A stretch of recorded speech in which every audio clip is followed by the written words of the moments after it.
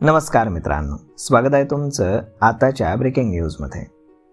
मित्रांनो, पुणे शहरातील वाढत्या वाहतूक कोंडीमुळे वाहन चालक त्रस्त असतानाच पुणे पोलिसांनी वाहतूक व्यवस्थेमध्ये महत्त्वाचा बदल करण्याचा निर्णय घेतला आहे.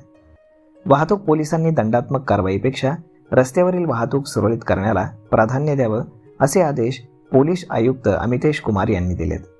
त्यानुसार वाहतूक पोलिसांना 31 ऑगस्टपर्यंत एन्फोर्समेंट हॉलिडे देण्यात आला आहे.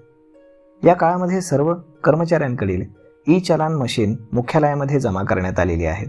त्यामुळे नियमित दंड वसुलीऐवजी पोलिसांना चौकांमध्ये प्रत्यक्ष उपस्थित राहून वाहतूक नियंत्रणाचं काम हे करावं लागणार आहे. ई-चलनाद्वारे कारवाई करण्याचा अधिकार केवळ पोलीस उपनिरीक्षक आणि त्यापेक्षा वरिष्ठ अधिकाऱ्यांकडेच राहणार आहे. पावसामुळे पुण्यामध्ये अनेक ठिकाणी वाहतूक कोंडी निर्माण होती. अशा परिस्थितीमध्ये पोलिसांनी वाहनांचा प्रवास सुरळीत करण्यावरती भर द्यावा अशा सूचना देण्यात आल्या. CCTVच्या माध्यमातून वाहतूक कर्मचारी चौकामध्ये उपस्थित आहेत की नाही, तसेच कोंडी सोडवण्यासाठी प्रयत्न करत आहेत का याची पाहणी केली जाणार आहे. चौकातील कॉर्नर पार्किंग, रिक्षांचे अनधिकृत थांबे आणि सिग्नलजवळील डावीकडील मार्ग मोकळा ठेवण्यावरती विशेष लक्ष दिलं जाणार आहे.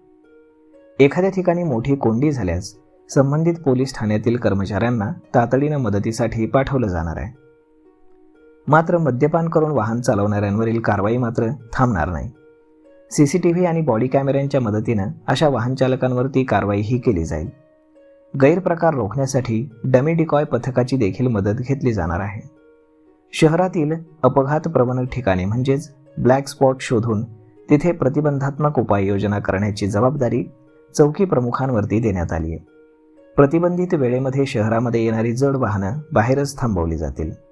याशिवाय रात्रीच्या वेळी वाहतूक सुरळीत ठेवण्यासाठी शहरातील 7 परिमंडळांमध्ये विशेष पथकं तैनात केली जाणार आहेत.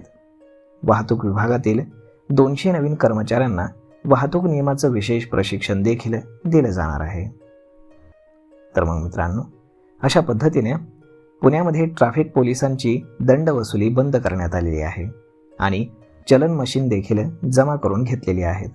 त्यामुळे इथून पुढे जर तुम्हाला 31 ऑगस्टपर्यंत कोणताही पोलीस जर चलन फाडत असेल तर ते बेकायदेशीर आहे, हे लक्षात ठेवा.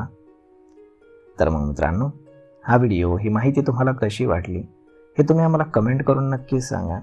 आणि जर आवडली असेल तर आपल्या जवळच्या मित्रमंडळींसोबत देखील हा व्हिडिओ तुम्ही शेअर करायला विसरू नका. धन्यवाद.